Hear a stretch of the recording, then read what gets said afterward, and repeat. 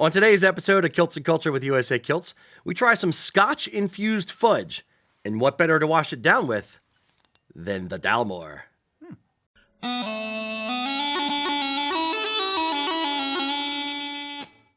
Hello, boys and girls. Welcome to Kilts and Culture. I'm Rocky. This is Erik. Yo. Today, special treat. Fanache. Our friend KT. I have some notes here. Our friend KT Kevin Thompson is a serial kilter. He is the guy who started the website Brotherhood of the Kilt, which was an internet forum, and then it kind of transferred over to Facebook as a Facebook group.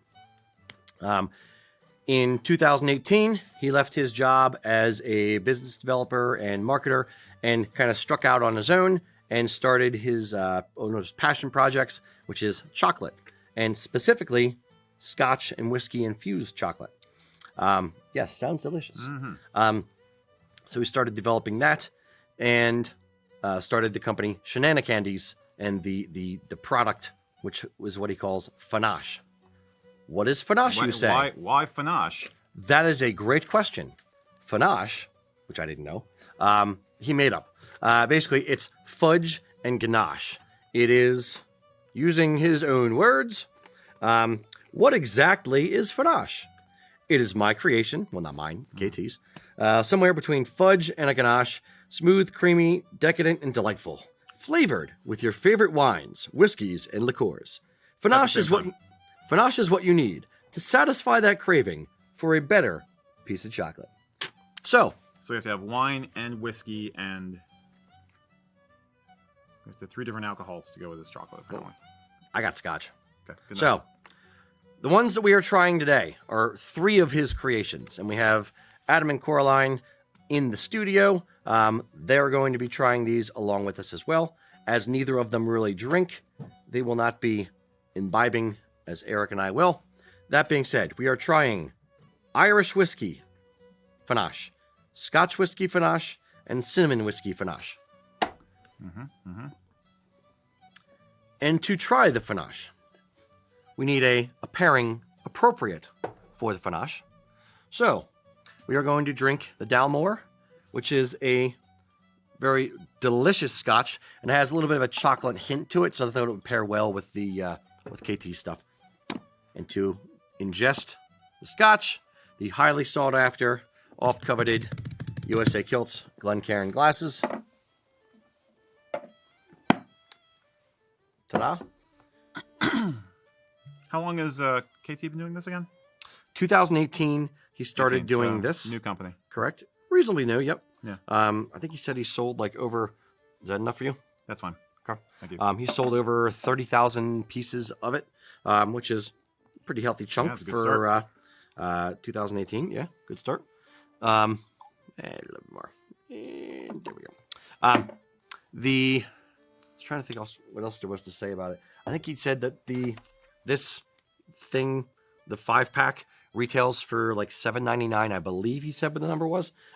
So reasonable price for a gourmet type treat chocolate, not like a bag of M&Ms you're going to sit there popping. Yeah, he does some that are packaged for special events too, I believe. So like if you have with corporate branding and that kind of stuff. Yeah, so you can do something like that.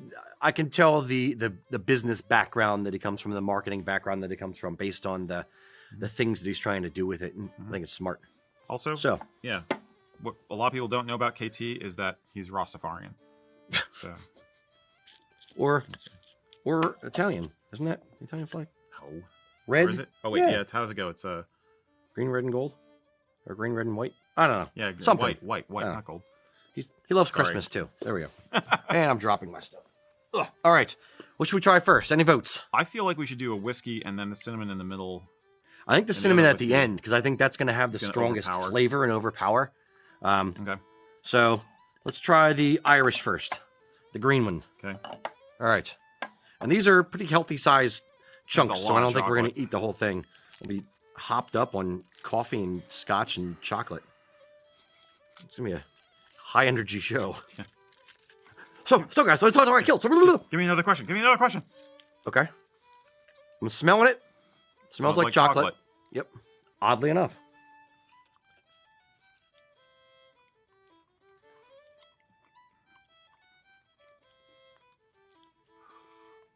Yeah, like a whiskey go. Okay. The texture is really nice. Yeah, very, very smooth. I think the fudge and Very smooth. ganache mix is nice. Yeah. Yeah. It's not as cloying as I find fudge to be. I usually find fudge to be just a little bit too... It's not like the granulated, sugary kind of fudgeness. Yeah. Yeah. It's creamy. Adam, Coraline, thoughts / rankings, or not ranking, excuse me, score, 1 to 10. Decimals are highly encouraged. Get in there, thought-provoking. How's it make you feel? And if you don't mind, somebody jot this down because I won't remember all our numbers. All these. I really like this. Okay. I do feel like I can feel the sugar, but in a good way. I don't taste any of the alcohol. I have a superpower where I can always taste the alcohol in everything, even when people say, oh, you can't even taste the alcohol. I do not taste the alcohol in this. I am going to eat the whole thing now. I was going to say it is subtle. I think Yeah. the whiskey flavor is very subtle. Yeah. Did you give it a point value? Now that your mouth is full, please. Okay. Show us your black teeth let's as just you say, like, chew that. 8.1. 8.1. Okay. Good score. Good score. That's strong. Anything over 8 in general means that you would like physically get in your car and drive somewhere to go get it. Oh, okay. That's my Okay. breaking Okay. point. 5 is like the average, like it's fine. It's average. Below that, you don't like it. Above 8, it's you would make a special trip for it. Adam. So now I have some criteria in mind. I like it. It's a good fudge.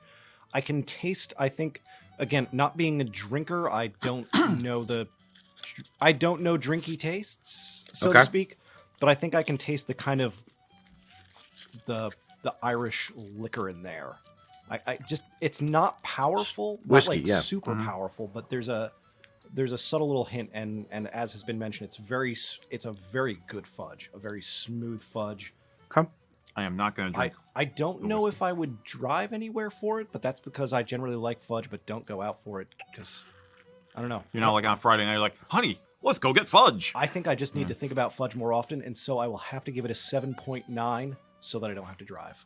Fair. But I like it very much. And I want to keep these moving reasonably quickly because we're trying to keep the Yeah, we're trying to keep the try segment a little bit shorter so we can get more questions in. Erik, thoughts on the Irish? 30-second synopsis. Essentially, what they said, it was very nice. I'd give it a 6 because I really couldn't taste the whiskey very much. Okay. It was there was a little bit of a touch there, but it was not as intense a Irish whiskey flavor as I was expecting. It's interesting that not tasting the alcohol is a negative for you and a positive for Well, me. I said whiskey flavor, not alcohol. Oh, I see. I think you're dealing with the clinical alcohol Yeah. aspect, where I'm thinking about the overtones, the esters that come from making Yeah. the beverage. If I would, this one specifically is good. I like it. I don't like a ton of alcohol in food kind of thing. If I was buying it for the fact that it was Irish whiskey infused fudge, I might be a little bit disappointed, but it is very, very good fudge. I got a little bit of the back of the back roof of the mouth taste after I've swallowed it and let it kind of sit for a minute, but I was surprised there wasn't more of a punch to it. I'm going to say 7.3 because it's a good fudge. All right, next. Scotch. Let's do Scotch. Gold packet. Ah, gold. And I will say, the Dalmore paired pretty damn good with it. See, I was worried that that was going to ruin my palate for trying this next one. But I'm trying it I want to develop an opinion and then try it to see how it pairs. and then see And how then- alcohol influences your opinion. Yes. Alcohol never influences my opinion on anything. All right. Sancha. Scotch flavor, yeah.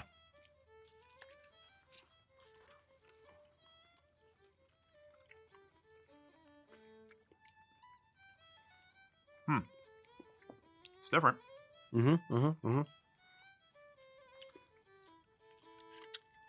Definitely taste the Scotch flavor more in this. I do. Dare Then I say- did the dare Irish I and say the other. There's a peaty tone to it. There's a woody tone. Yeah. Woody, smoky tone. Yeah. I'm not expecting that. Yeah. I'd almost say like a hint of I just peatiness. saw Coraline's face. A hint of peatiness from like a dirt kind of like in a good way. Tastes like dirt in a good way. In the old Highland manner. All right. Coraline, thoughts? And Adam, we're coming to you next.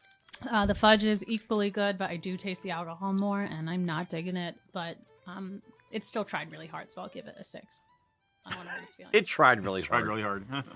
Okay. Yeah. Adam? I like the flavor of the Irish better. You can definitely taste the. I The can taste alcohol. the things I hear you guys describe with the Scotch and the whiskey. I can definitely taste that more so, but I like the Irish better. I will give it a 6.5. Okay. And keep in mind, these are 2 non-drinkers versus 2 casual drinkers. Yeah. Or heavy drinkers. Erik, Scotch. I like it better than the Irish. It has more depth to it. It's kind of like dark chocolate, so the smoky, oaky, peaty kind of tone that there's it's hard to, it's muddled. You know what I mean? But the earthy, It's all together. the earthy, acrid flavor that's in there gives it more depth. I think it's a better, more interesting flavor. So I'm going to give this one an 8. Okay. This one I would actually go for. Again, it feels gourmet to me. I agree. This is more what I was expecting. It's not like drinking Scotch where you can pick out the individual flavor profiles and they all kind of, in theory, should blend together smoothly. This is just a hint of Scotch and a hint of all the notes that are in, and it like will pair with the so with a heavy, good, creamy chocolate flavor. Go for broke. So, yeah.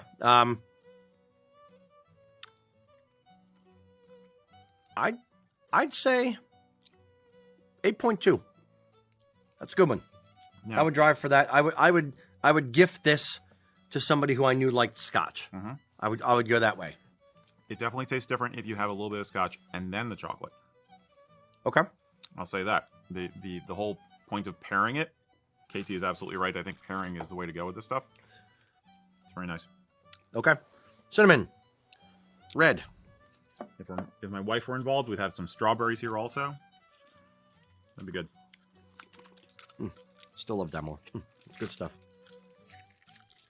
And I would also say down more I missed my chance. or something that's a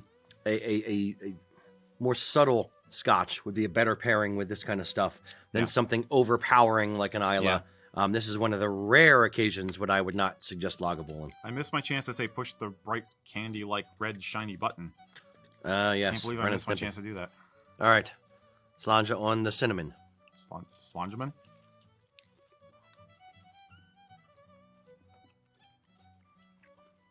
This one's a little firmer.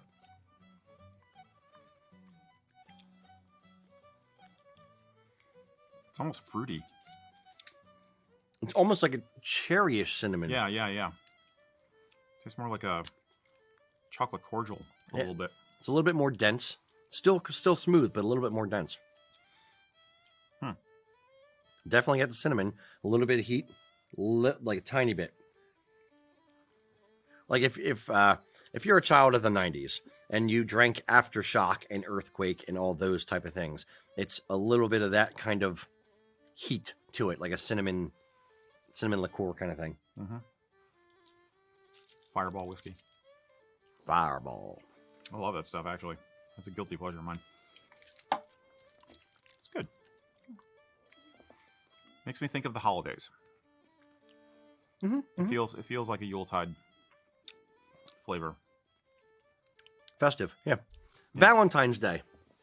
I could see this for a Valentine's Day flavor. Oddly enough, that's why we decided to do Yeah, chocolate this month. Oh, yeah. Because Valentine's Day. Yes. Forgot the whole reason.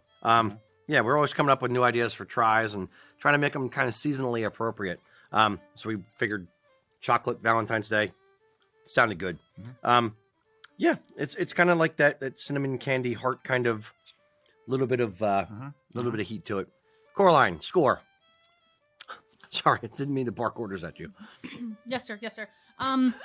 No, I thought it was good. I'll just give it a 7.9. I think everything you said about it was right. I just liked the first one better. I might drive for it someday. Cool. If you're passing an area that had it, perhaps. Yeah, I'd add like 15 minutes to my trip. I'm going by That's a lot. Shenana Candy's world headquarters. Yep. Adam. I'm gonna give it a 6. It reminds me a lot of Fireballs for some reason. The old Fireball candies. Yeah. Yeah. I don't yeah, know yeah. So we were saying, yeah. But yeah, I like it, but I think the Irish was my favorite so far. Yeah. Interesting. Mr. Erik. Pardon me. Pardon me again. Tough choice. I'd say 7.2. I think if I was going to drive for any of them, it would be the whiskey one. That is the most unique. The Scotch one. The Scotch one. Yeah. It's really nice, but again, it makes me think of the holidays. So in August, I wouldn't be as into it. Fair point. Fair point. I don't like that one as much with the Scotch. The cinnamon just does something weird with the Let me Scotch test that. to me. Test that. You may have a point there. Yeah, I like it alone by itself. I'd still say like 7.8, 7.9. To try to pair it with the Scotch, I bring it down to a 7, 6.9, somewhere in there. It's not as good paired, where the other ones are good paired. I'm okay with it. Specifically with Scotch. I don't know if I drink vodka straight. I don't know. Maybe I like it better. Yeah, I'm a cinnamon junkie Okay. to some extent. So Okay. I'm okay with it. I like it. I could see this going with a red wine, like a Merlot. It'd be nice. I don't drink wine, so I will believe you. We have there's a sweet red we get from Portugal that comes from Portugal. Apparently, we just found it, which would go very well with this. Okay. I forget what it's called. It's like Coraline or something, some Portuguese name. I don't remember, but that's my wife's apartment. But My I can see that. my tattoo artist is actually Portuguese, and his wife always calls him pork and cheese. Very respectful. She is. Exactly, absolutely. Well, she's Puerto Rican, so she jokes with him in that way. Indeed. Yeah. How do you feel about the Dalmore? Oh, I love the Dalmore. Good stuff. It has a little bit of a, for those who don't know, the Dalmore has a little bit of a chocolatey kind of note to it. So that's why it pairs well with most chocolate type stuff. It didn't seem to compete with anything to me aside from the cinnamon a little bit. Yeah, I like it with the Scotch flavored chocolate the best. Agreed. Excuse me. All right. Mr. Adam, on to the questions. Does anybody here have any questions? Boys and girls, if you've never been here before, load in your questions. Put them in the comments section. We have today, Mr. Mac is actually away. He's at a World War I reenactment, fighting in the trenches, so to speak. Fighting the wind in the trenches. Yeah. He sent us a very interesting anecdote about the sensation of putting on your World War I era kilt in a 40-mile-per-hour gust of wind and what that feels like on the nethers. Yes. And I said, what are you using your cell phone when you're at a World War I event? Come on, man. Get into the game. How dare he? To which he said, I'm not at the event until I'm in the kilt. So it's true. okay. It's true. Once he's kilted up, no more 21st century. Indeed. Well, today we have Miss Coraline back behind the one mic and Adam behind the other, reading questions from the audience. So please input the questions, whether you're on Twitter or Twitch, the Facebooks, or the YouTubes. Put in your questions. We'll get to as many as possible, as well as some preloaded questions that we've accumulated from previous shows. Yep. Before we forget, should we do the tartans? Yeah, and I think these guys prepared images too, so we could be more like smooth about it. Very professional. I'll go first. Stirling, favorite universal tartan, goes with everything. I was in a very industrial mood today, so want something steel colored. So Stirling. Very good. Yep. I'm rocking the Royal Stewart weathered tartan. So I'm not a big fan of Royal Stewart. However, the weathered made it look a little bit different. I don't like, well, I shouldn't say I don't like it. I'm not usually attracted to it because of how common it is, and everybody has Royal Stewart stuff. But in the weathered color palette, it gave it a little bit of a twist. So I dig it. So that's what I'm rocking today. Mr. Adam, Miss Coraline? I'm wearing Clergy. Because you clergy. Because I clergy. He clerges a lot. Ancient. I have on Macleod. I am not a member of that clan, but it is a really nice tartan. Do you know what the nickname for the Macleod of Lewis, aka Macleod dress that you are wearing, is called? I don't. Loud Macleod. I see it. I see Yes. it. I saw someone on the Facebook group who had like a whole suit the other day. So keep on keeping on. Like a tartan Yeah. suit? Yeah. In Loud Yeah. Macleod. Yeah. It was something. I bet. It was definitely loud. I liked it, but it was loud. You'll never get lost. People will Yep. always be able to find you. That's why Kelly got the orange car this time, because she will see it in a parking lot. Okay. Yes. I put a pirate flag on my car so I can see it in the parking lot. Fair. Yeah. Okay. So, Cool. Adam, any questions from the people? We have a number of questions from the people, and now I have Hello, to people. sort through them in an unprofessional manner, showing myself to not be Mac. Why don't we do this? What do you have one, or do you want me to go throw to Eric first? If you want to go through to Eric, I can try and sort my stuff because we have plenty to sort through. Yes, I forgot that we were going to do that. That was a thing. Yeah. I didn't throw to Adam just there. I actually threw to Eric. It was a boomerang. It came around. It sounded a lot like Adam, but it really said Eric. I like the fact that we try not to be too smooth with this stuff. I mean, we're real people. And the day we're not acting like real people, the day I'll be concerned. You're a real You know what person? I mean? Well, I play one on YouTube. We're actually robots. It's animatronics. It's Yeah. awesome. Yeah. 407 years ago, our forefathers brought forth upon this continent a new tartan. David Ludwig asked us, most sporrans that I see with metal cantles have a small knob sticking out of the top of the cantle. Does this knob actually serve a purpose, or has it served a purpose in the past? Does it mean anything? Yes. Okay. The knob on the top of a dress sporran. Way back when, dress sporrans functioned slightly differently than they do now. It was, basically it's a pouch where you keep your stuff. And when it evolved from the Rob Roy into a dress sporran with the metal cantle on it, the original way it closed was more like a coin purse, where it's like snaps closed at the top and it's two clamshells, snapping up. You did a semicircle so you could still get your hand down into the sporran. In 1952 or 53, there's a sporran company in Scotland called W.E. Scott and Sons.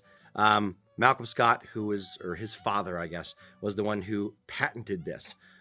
He basically said, okay, well, it costs a lot of money to develop a hinged cantle.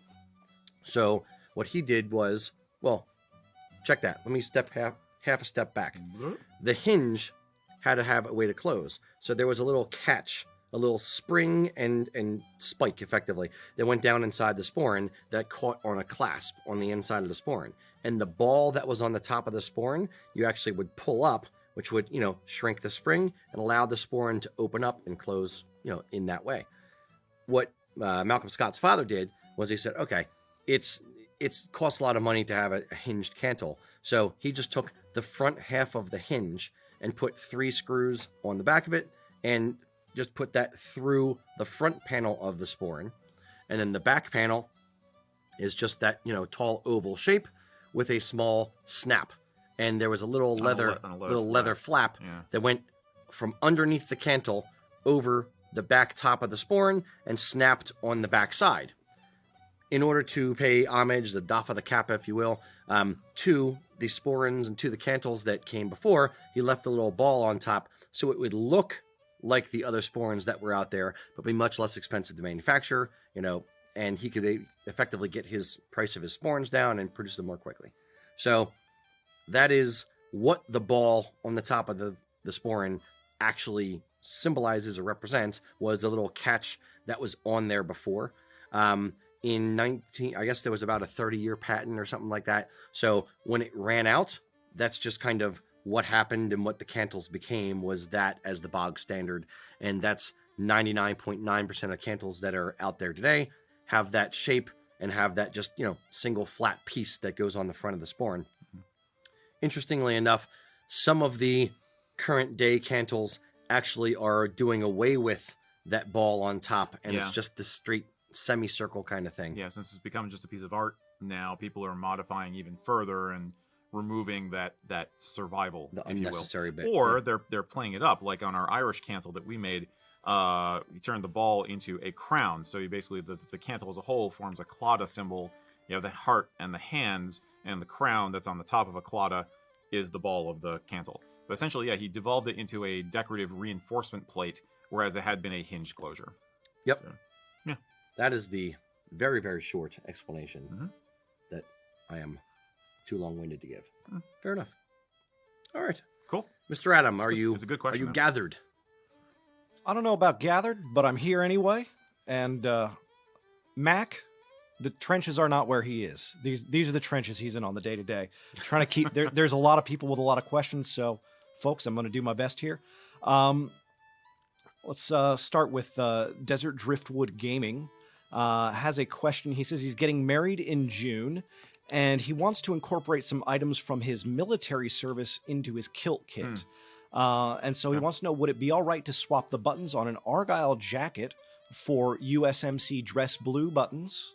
Are they gold or silver, do we know? They're probably They're gold. gold. Yeah. On the dress blues, they're gold. Yeah. And the other thing he wanted to ask in conjunction to that, he was going to wear some ribbons and a couple other rewards for his service. So Sure. There's a few different ways to incorporate military, meaning, symbolism into your kilt outfit, if you like. The buttons, if they're gold, and I'm not 100% positive, but I'm 80% that they're gold. The rest of the outfit typically is going to be silver. So if you have a problem with the look of mixing the brass or gold buttons and the silver buckles in the kilt and kilt pin and buckles and that kind of thing, it may prove a little problematic for you. If you don't care, have at it. Other things you can do for your mini medals, wear them according to military regulation on the Argyle jacket. Other symbolism you can incorporate. We have a, not to be product heavy, but we have a kilt pin for each of the branches of service. We have a belt buckle for each of the branches of service. We have a day sporran, and we're developing a dress sporran or semi-dress sporran with the badge on it as well. So there's a few different ways you can incorporate it. Another way is get a military tartan kilt. So if you're a U.S. Marine, then wear the U.S. Marine Corps leatherneck tartan, and that would be one way to honor your military service without having to do the rest of the stuff if you didn't want to. Yeah, or you may have a tartan kilt for a clan, and you're trying to both show the family heritage as well as the military service heritage. Service heritage? I don't know. The decorations are, in a way, the easiest part. You will find in your regs specifications on where you should place ribbons or full medals on like a tuxedo or a dress mess uniform, and you basically go off of those and make it fit the shape and lapel of the jacket that you're using, the Argyle jacket. I believe it's similar regs apply for all this stuff in the sense that you do not wear full medals after 6. Full medals are for daytime only, and then the mini ribbons are for a formal occasion in the evening, if I remember correctly. But you should be able to look up without too much trouble the official regulations on where to place those ribbons, and that's acceptable. I personally would not go with changing out the buttons on the jacket.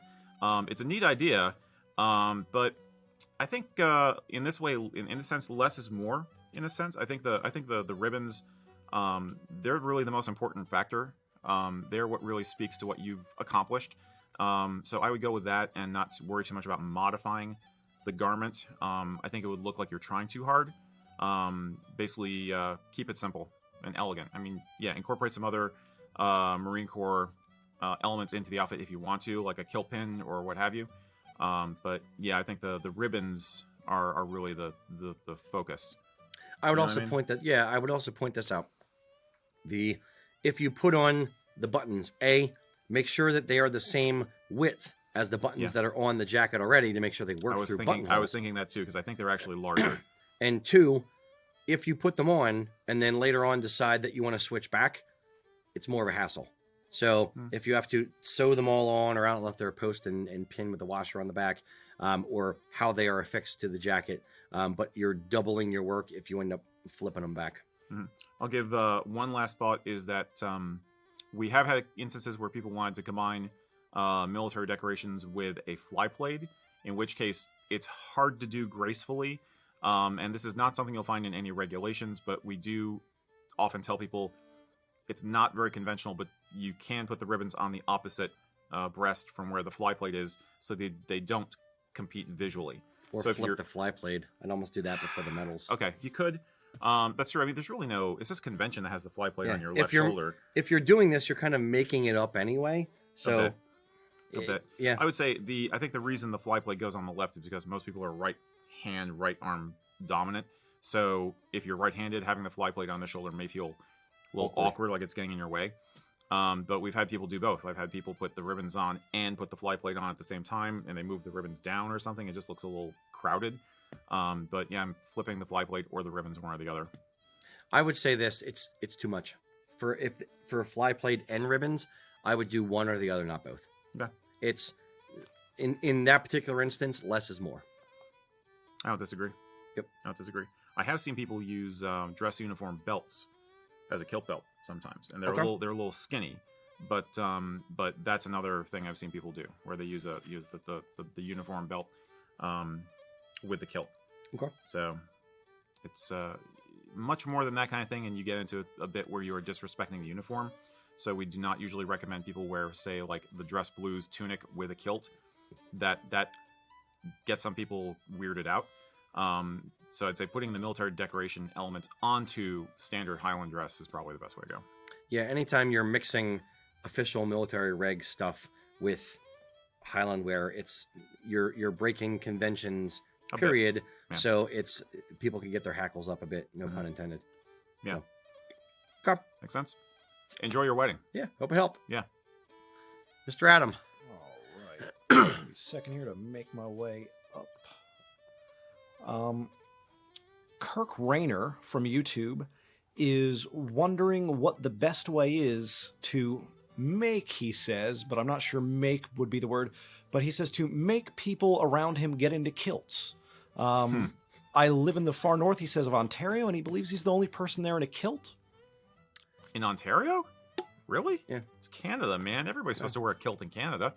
The best way to make people get into kilts, chloroform. Yeah, it's gonna tie them up. There's not much you can do to make someone do something they don't want to do. Psychological tricks. Basically just wear it, be a good ambassador, and you do you. And if it looks good on you and you're a cool guy and people like talking to you and hanging out with you and that kind of thing, then people will follow. People will start to do things. Yep. As they see something cool, they want to do it. If it's a good idea, it will catch on. It is a good idea. I agree. Damn good idea. Yeah. We're making it be a good idea through sheer volume of videos. Yeah. Boy. So there's no good way other than to do it and have fun when you're out. Be a good ambassador. Yep. Talk to people about it when you're out there doing it. When most of the time, what you'll have is somebody comes up to you and says, "Hey, I'm from Scotland," or I have Scottish heritage and this and that, and they'll want to get into a discussion. So maybe kind of put it on them a little bit and say, "Well, where's your kilt? Why don't you have one? It's really, really cool. Come on in. The water's fine." That kind of thing, and not shame them, but just break down some of their excuses. Well, I don't have anywhere to wear it. Well, we're in a convenience store, a grocery market, and I'm wearing mine. There's no reason you can't wear one too. Yeah. And just get rid of the excuses and bring down the walls a little bit.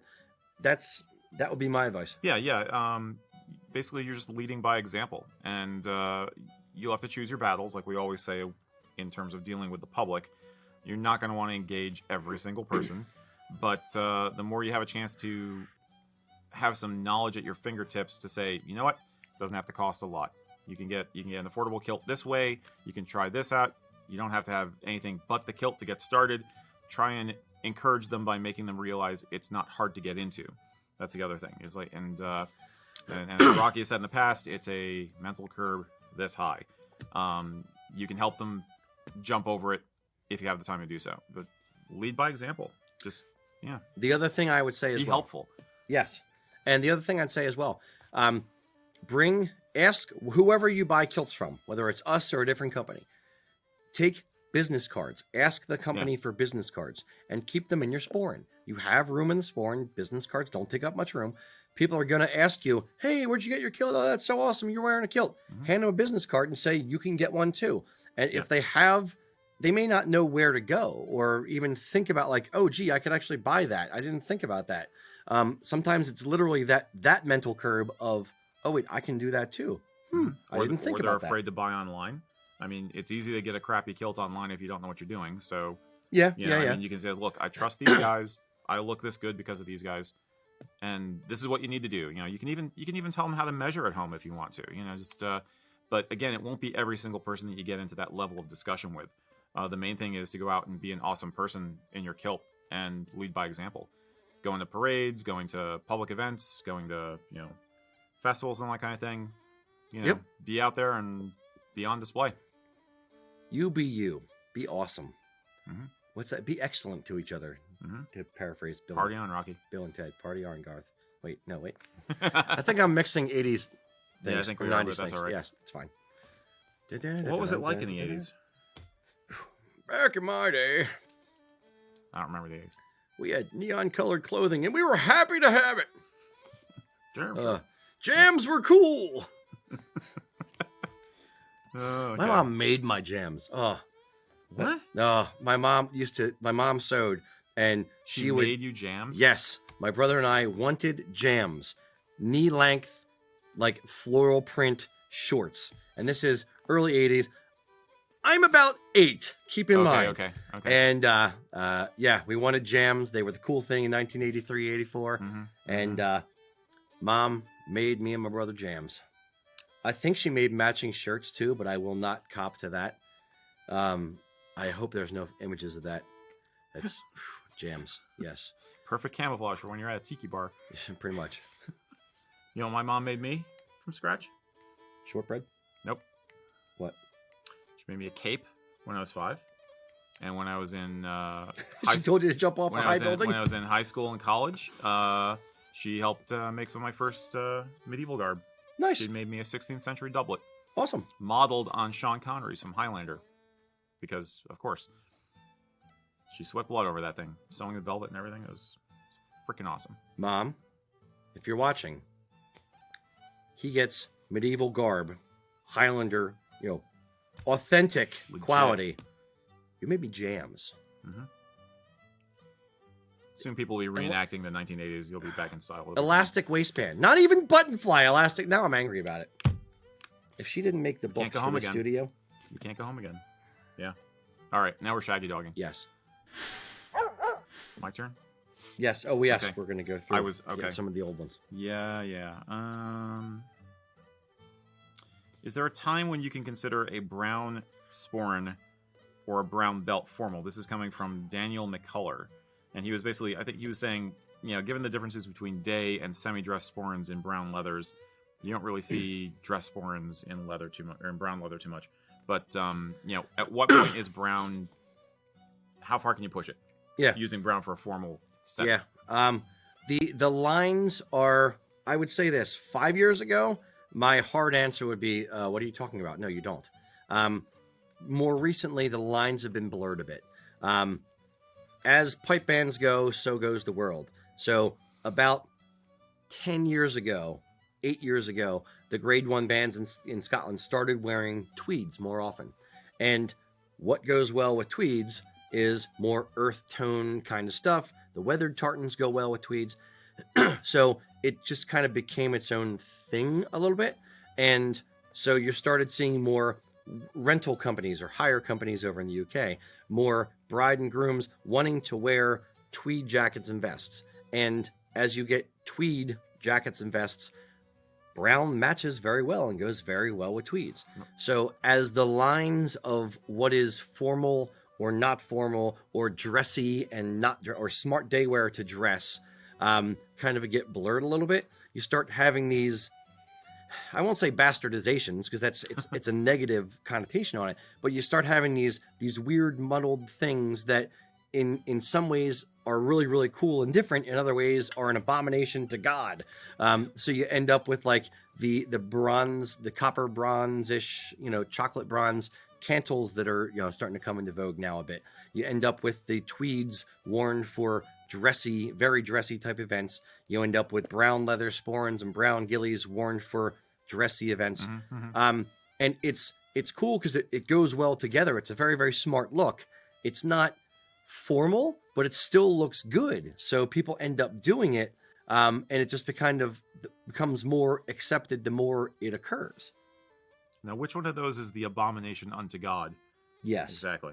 Okay. Exactly. I don't know. I was just waiting for that. It was like, All of whatever them. you do not wear this. No. But- It's the chocolate bronze cantle.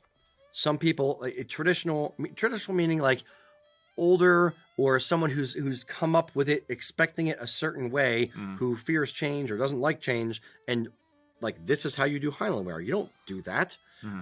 Wouldn't like it. That would be an abomination. To somebody else who's a little bit younger, a little bit hipper, mid-20s, hipster type thing, might look at it and go like, that's awesome. I love tweed. I love Harris tweed. I love brown leathers. Cool. It's different. It's right up my alley. It's not what my dad wore. It's not the old guy thing. Yep. So it's cool or horrible depending on who you're asking, but it's horrible. Horrible. Okay. Cool and horrible. Okay. Yeah. I think in the modern context in this century, a lot of people think in terms of formal equals dressier than you normally wear. And their definition doesn't necessarily go into more detail than that. Yeah. So the fact that I don't normally wear this big fancy fur sporran or the bronze sporran or even a kilt for that matter for some people, that therefore makes it formal. De facto formal. What they really mean is fancy or more elegant than usual. Yeah. More than my jeans and t-shirt. Yeah. Above the average. But I think the other, but it's absolutely a fashion thing. If you think you can coordinate that with the rest of an outfit and it looks good, looks sharp, looks like you did it on purpose, then you can, in this day and age, a lot of time you can get away with it. It's not a new trend. The Prince Charlie jacket was actually invented by some guys who did not want to wear regular doublets anymore. They didn't want to wear the fusty old doublets that their dads and granddads were wearing. So they invented the PC, which has very jazz age type lapels on the jacket because it was a more modern alternative for a younger clientele. And tail type things in the back versus the placards all the way around. And it's coatee. An updated look on an older style. It's effectively the same kind of thing that's happening now. It's fashion. So it does, while the kilt itself is timeless, the fashion surrounding the kilt is not entirely. It takes a lot longer for fashion to affect a kilt than it does the rest of the world. But it still does get influenced. It does still get affected by what is going on in the rest of the fashion world. Absolutely. Agreed. Cool. Lovely. That was one of yours? Yes. Mr. Adam. All right. One from the audience. Let's see. We have an interesting problem, which I think we can kind of all understand. Lewis Collingwood from Facebook says that wearing a kilt every day can get you stopped in a lot of places, not like by police, but to talk about it. Oh, yeah. People have conversations. Yep. And sometimes you got time to talk, but sometimes you don't. What's a good way to kind of end the conversation without leaving a bad taste in Or sometimes you're just in a lousy mood that day. You've talked about this many times. Every situation's different. Some people, we've all gotten into conversations with that person who does not want to let you go and wants to keep talking. I've been that guy to my staff in meetings on some occasions. Never. No. I'm always succinct. However, it's one of those where you have to, one thing I would say is look at your watch. That indicates like you're in a hurry. So a subtle way to act like you're in a hurry. Not like you're bored with the conversation, just glance at it. And then when you have an opening in the conversation, be like, I really hate to cut you short. It's a very interesting discussion. I hate to cut you short. I do have to be somewhere. But this is really, really cool. Hey, if you want to check it out, there's a bunch of different Facebook groups. Or here's a company and have a company card. Or if it depends on what the discussion's about. If it's about the heritage, tell them about our YouTube show. If it's about, you can show them our Facebook group for Kilts and Culture. If they're talking about their family tartan and their kilt, be like, hey, here's the company of the card that I get my stuff from. They're really cool. They're going to take care of you. It was really nice chatting with you. And just go right into that and start exiting. There's no graceful way to get the hell out of a conversation that when somebody keeps wanting to talk. What I realized when you started talking was it's like a breakup. It's not you, it's me. Sorry. You're great. No, you're fine. It's awesome. But I really have to go. You could play the look, I gotta go pick up my kids. They're waiting for me. My cat's on fire. Yeah. There are gonna be times, to be perfectly honest, when you're not gonna want to wear a kilt just because you're on a mission and you don't want to attract any attention at all. Good point. If you're doing special ops, say, or black ops, like I do. But no, seriously, going to the hardware store and you're in the middle of working on a project on your house, you may as well just throw the jeans or something on to get to the hardware store, get in, get out. For those of us who are lifestylers, that can be annoying almost. It's like backwards thinking compared to most people who are just like, it's a special day, I'm going to put on my kilt because it's special. It's a weird reversal, but some days you just, if you're not feeling well or if you got a lot of stuff on your mind or stuff you have to do, then maybe you forego the kilt that day. But otherwise, yeah, you be graceful and be a good ambassador, as we always say.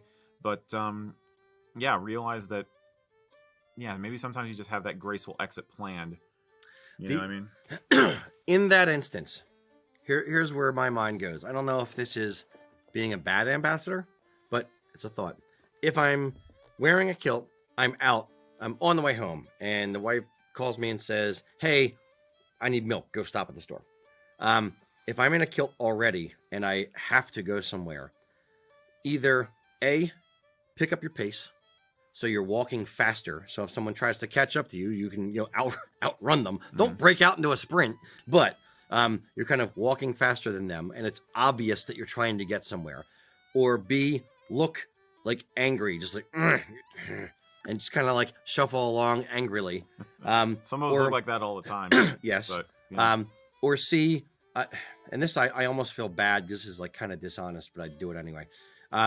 If I'm in a store, let's say it's Home Depot, big store, a lot of people, long hallways kind of thing, or long aisles. Yeah.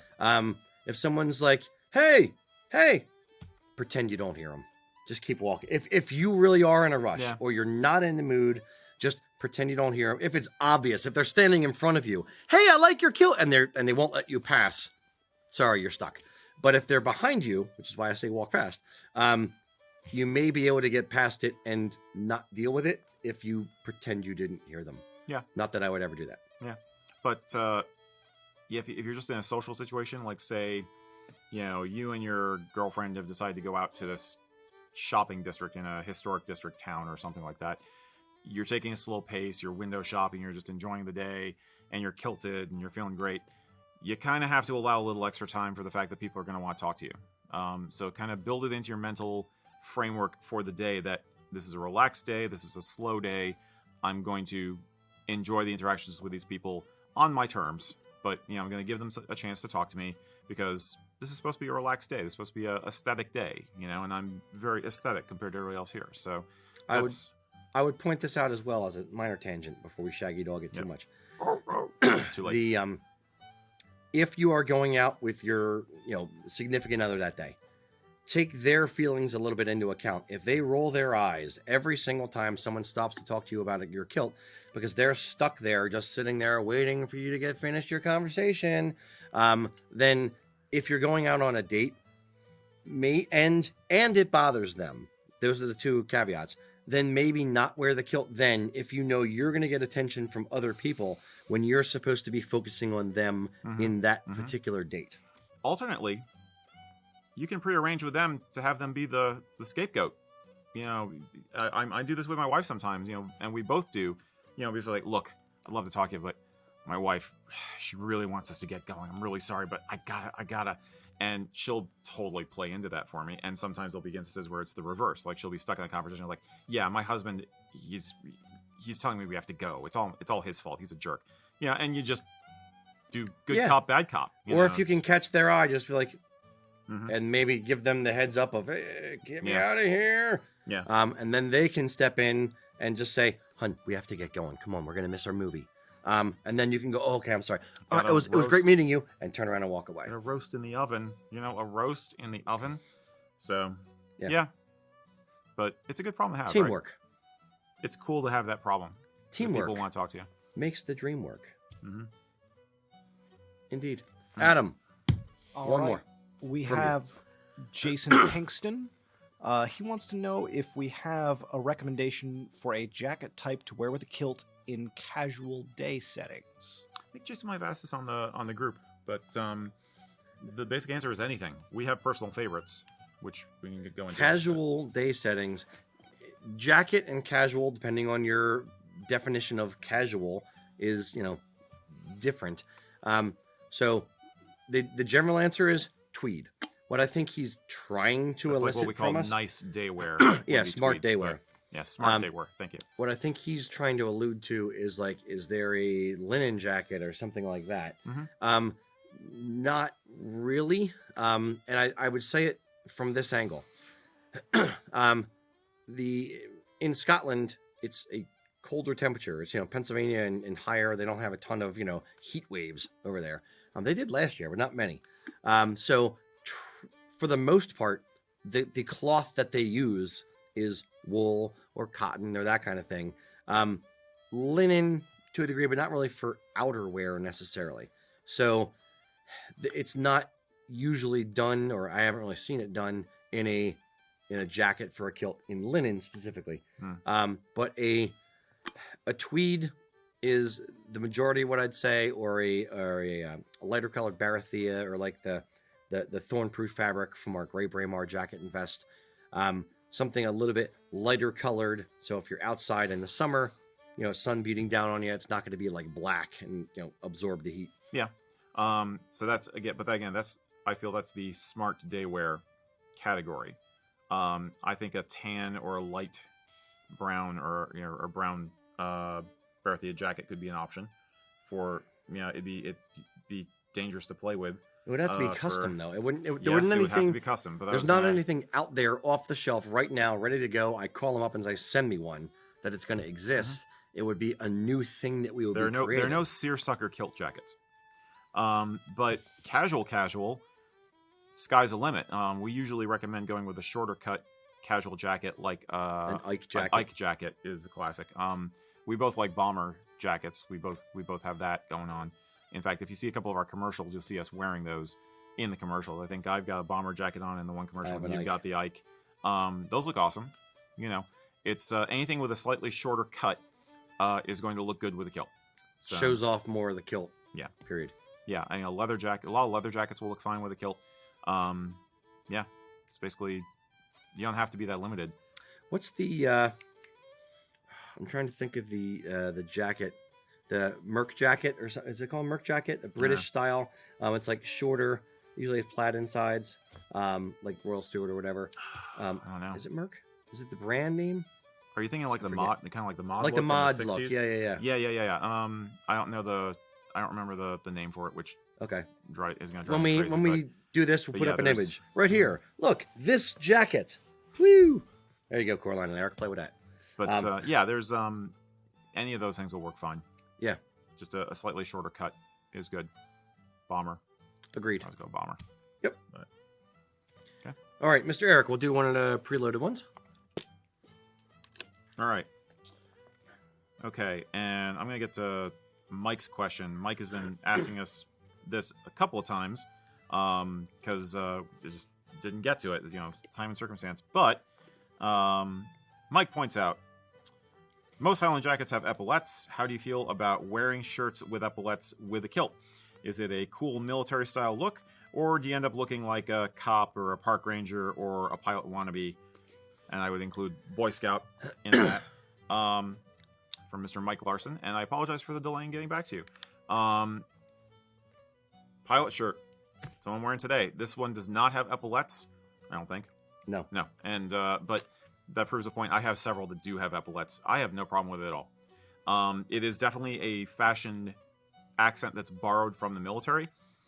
The intersection of the British military with kilts is well known.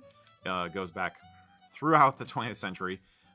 So you have plenty of examples historically of military guys and then band guys wearing a military style shirt with epaulets, with a kilt. It looks fine. I wouldn't worry about it.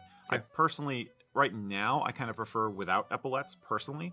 Hence this one I'm wearing now. Just because I tend to wear my shirts hard, and after a while the epaulets might look a little wrinkly or something. They look a little 3D, more 3D than I want. But there's nothing wrong with it, you know. Yeah, pretty much the same thing. I don't see any real issue with it. You're not a poser. It's not stolen valor. You're not trying to pass off something you're not. It's just a style, in the same way a cable knit sweater is a style, or a military sweater is a style, or a Jacobite shirt is a style. Yeah, it's fine.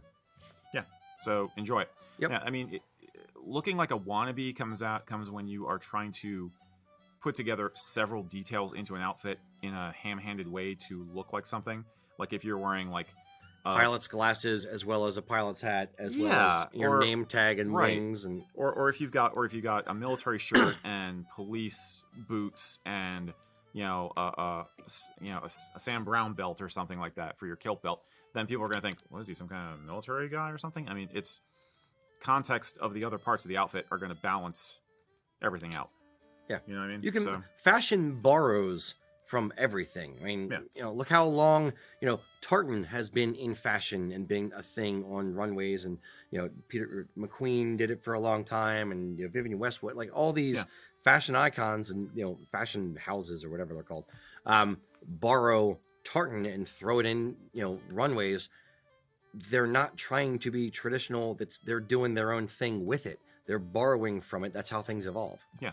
The one angle on that also would be our friend Verlin Hayes. He is very active in the Hayes clan, and he has a kind of a uniform that he uses when he's representing the clan at a festival, manning the clan tent, and that includes a military style shirt, and he has clan regalia in the outfit. Occasionally a little bit of tartan, even. I think he's even done like collar dog or not collar dog. I'm trying to think of the name. Epaulet slides, effectively. Yeah. Hey, tartan. What do you call those things? Fruit Loops. No. Fruit Loops is when it's the tricolor for the Irish. Okay, but the point is, he's turned it into something that basically says, I look sharp, I look official, and you can talk to me about the clan. I am here to officially represent them. He's also, has a very, very long and proud military history himself. He does. So he more naturally kind of, it flows from his regular life and lifestyle into his Highland dress. Yep. But Verlin's an awesome dude. Yeah, so go for it. Yeah, absolutely. I wish I could fence him someday. He's a fencer also. Do you know that? You can make my fence too. If I ever need a fence. The dad jokes are strong with me. Yeah, I blame the chocolate. And coffee and scotch. I'm going to throw to Adam. And breath mints. All right. Next question is from Jared Reynolds. And this is one if you're getting, I think, deep into things. I know I've spent some time thinking about it. If you had to choose a mill to be your favorite on quality, which would it be? That's my answer.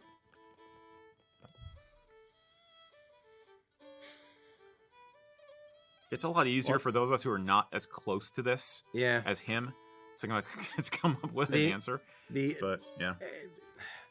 Honestly, mine is probably Martin Mills. Because it's... I figured. Here's why. House of Edgar, they all have good quality cloth. All the mills in the UK. That's my stock answer. And they all have strengths and weaknesses. Yes, exactly. There are characteristics to each. Just like your Dodge, Chevy, GMC, Ford. You're going to have people who like each one. There's different characteristics to each one. For me, it is House of Edgar. I like. The issue is theirs is a little bit harder to iron, and the other thing is they have a slightly more limited color range, especially in 16 ounce. All right. And their ancient colors I hate. Is that too strong? I hate. I don't mind them as much as he does. No, they're different from the other mills on purpose. They chose to be different in their ancient color palette, but I don't like it as much. Martin Mills, for their 16 ounce cloth, holds an edge very, very well. It's Teflon coated, which I like because it's stain resistant, that kind of thing. Offer a pretty good color palette for if anything custom has to be done. And they offer a reasonable number of tartans. Not as many, but a reasonable number. And price, they're a little bit less expensive than the other mills. Okay. So I like that for myself. Okay. But yeah, I have kilts from every mill. There's none that I'm literally like, oh, I would never buy from them. It's just a matter of each particular tartan and who has it available, the colorways that they have it versus another mill, and what I want to buy. Okay. You make a very compelling case. I do my best. Might have to rethink that. But yeah, I'd say either of those is good. The House of Edgar cloth is harder. It's a harder finish. I think that's what I like about it. Yeah, it's like the little nap, the little hairs sticking up on the surface of the fabric isn't as much. Yeah. And it is much more difficult to give it a crease than it is, for instance, Loch Heron. Loch Heron's, you hold an iron near it and it gets scared and lays down and creases. Same kind of thing with Martin Mills. To a degree, Strathmore's as well. Dog leash, yes. So each one has their own thing. Kind of idiosyncrasies. Yeah. Based on how their weaving process goes. The minutia. And their sources for thread and things like that. Yep, absolutely. For yarn, yeah. But I would say if it is a reputable mill, I can only speak from our experience, but we deal with the mills which have it down enough to a science that you can rely on them. Yeah. If you don't recognize the name of the mill, then you might want to be suspect about it. But for the most part, if it's one of the big, 3, like Martin Mill, 5. Well, okay, the 3 so far were Strathmore, Martin Mills, House of Edgar, Loch Heron, Dogleash, and Batley's. Okay. I wasn't going to include Batley's, but personally, and I'm not sure about Dogleash sometimes, but whatever. But anyway, I think you're. But that's none of my business. Insert Kermit meme here. But seriously, I wouldn't if you're torn between 2 mills based on which one has your tartan, and it's like there's this mill that does it and there's this mill that does it. Which one do I choose? You're probably gonna be fine either way. If you're not sure, like we always say, get a swatch. And the other thing I'll point out is, ultimately, when you buy a kilt from us or from any kilt company, you're not. We are the ones who are responsible. It passes through our hands and then on to you. So don't, without trying to sound condescending as I'm not, don't worry too much about the mill. Because ultimately it's my name on it. It's our name on it. And if it's bad, then we will hear about it. And then you'll hear about it through reputation. Yeah. So we don't carry things on our website in the store that we feel weird selling. We literally, any mill that we've ordered from, including the Butte Mill on the Isle of Butte, we've tested their cloth and made kilts of it and done things with it before we would ever sell it to a customer, because it just makes sense. It doesn't make sense to damage our reputation or anything like that for a couple bucks if there's an issue. Mm-hmm. And if there's a problem with a particular, like a fluke, something's wrong with a particular run of cloth, your kilt maker's going to see that before you ever see it. If they see that there's a problem with a thread or something, they're going to catch that and, deal with the mill on your behalf before they do anything else. I would hope. I'm gonna go slightly tangential here for 1 second. And then we should move on. I promise. One of the reasons we don't make kilts out of customer supplied cloth or out of cloth that we didn't source. One of the reasons for that is if there is a problem, ultimately it's on us, and we take that responsibility on us. Mm-hmm. So if we didn't source the cloth, I can't exactly send it back to a customer like, sorry, didn't work because the cloth's not good enough, or there's a problem here, you need to deal with this. I like dealing directly with the mills and ordering from the mills, because if there's a problem, we just say, nope, there's flaws in this, take it back, give me another one. And I don't have to worry about it or dancing on someone's feelings or anything like that, or beating around the bush. It's just a straight, nope, not good enough, rejected, do it again. Mm-hmm. Not quite so rude, but sometimes that means there might be a time delay, but we'd rather have it right. Oh yeah, well I would. Late, but right. I would tell the customer if there's going to be an issue. Yeah. But generally, since we order the cloth as soon as the order comes in, it's not an issue. Yeah. So, cool. Right. Sorry for the long answer. Hope that helps. Mr. Adam. All right. Matthew Howard has a question. He started playing in some Irish sessions at the local pub. Cool. Nice. So he wants to know, should he focus on wearing Irish kilts or Irish-focused kilts? I'm guessing Irish tartans, that kind of thing. And does wearing the Scottish tartan kilts make him look like he doesn't understand the difference in the cultures? 99.9% of the people who are going won't know what tartan you're wearing until you tell them. Even when you tell them, if it's McDonald, they're going to assume it's an Irish McDonald, not a Scottish one. People are going to see what they want to see and hear what they want to hear. So I wouldn't worry too much about it. If you have Scottish and Irish ancestry and you want to specifically pay honor to your Irish stuff for doing your Irish session music, then sure, buy an Irish County tartan kilt. Those are there. There's a beautiful collection from House of Edgar in those. If you're Scottish, or let's say this, you don't have much money, you already have a Scottish tartan kilt, you're debating whether you want to invest in an Irish one or not, save some money and eventually get the right kilt for you and just wear your Scottish one in the meantime. Most people going to those kind of things, even the other musicians, won't necessarily, unless it happens to be their own tartan as well, won't necessarily recognize what you're wearing as, oh, that's County Dublin. Oh, that's awesome. They're just going to go, oh, what tartan is that? That's pretty much it. Yeah. And you can always balance it out with Irish-themed accessories. Yeah. Very true. I wouldn't worry about that. Just make sure your outfit's put together and you're enjoying playing.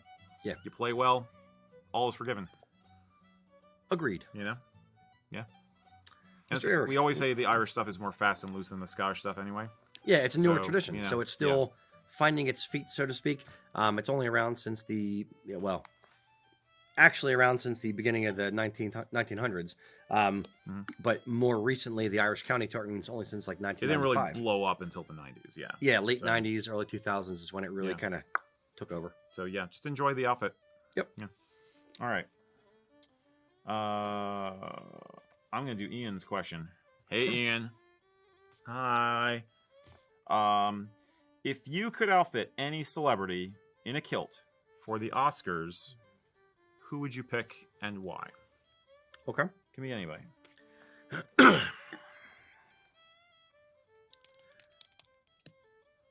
I will say this. There is no celebrity I am dying to meet or have to meet or want to outfit. There's no one particular one. I will go a higher umbrella theme type question. Okay. Or type answer. I would say a bigger dude, guy, musclier. Okay, here's one I'll say. And I would specifically want to do one that is not Scottish or not Irish. The Rock. No name pun intended or name preference intended. Okay. Because he's big dude, handsome, definitely ripped, and my caveat would be I would want to be able to physically not dress him, but make sure every part of his outfit is correct. I would want to make sure he was a sincere student of the culture and wanted to do it right. I would want to make sure that he wanted to look, within the bounds of good taste. He would want to look good and that kind of thing. He would want to look traditional. And I would want to be able to say, okay, well, here's how you wear your kilt hose, this far below your knee. Make sure your flashes are at exactly this location. Here's how you wear the dress sporran. You don't wear a belt when you're wearing a dress sporran. As long as my contract with him, this theoretical contract, would be that he would listen to my advice on how to wear it. If he would do that, I could make him look perfect and it would look good going down the red carpet. There are so many celebrities, when they go to wear a kilt, they just kind of give lip service to it and they do it poorly, or they're given poor advice. And I'm thinking of Patrick Stewart in his Stewart hunting kilt with a regular suit jacket, or Snoop Dogg wearing his kilt on stage with his kilt hose all the way up and his flash garters just wrapped around his leg and his hose are over his knees. Weird little things that you look at it and you just go, why didn't you fix that one tiny thing? Come on. So I would want to make sure he looked spot on. I would want him to be strapping big dude, and that I would like to do. Okay. All right. I get that. Any input from you? Any It's celebrity weird. you have in mind? I think it's I see what you're saying. I think it's basically you want to be helping somebody who's in the limelight to look good. To look good and to show that they care about the heritage, or the aesthetics, or both.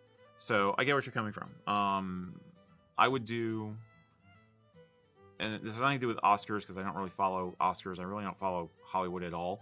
But I got two choices for you. One would be Vin Diesel because he's a total nerd, and I know he has a kilt, The leather one. and he has he has a tartan kilt also, and he has a custom made sporran that somebody made for him a while back, which has the XXX logo on it. I can almost guarantee you would take it seriously if you tried to give him advice on it. Because he's got the nerd factor going on, and anybody who's got a nerd factor for anything tends to be able to transfer that that passion to something else. So he would care.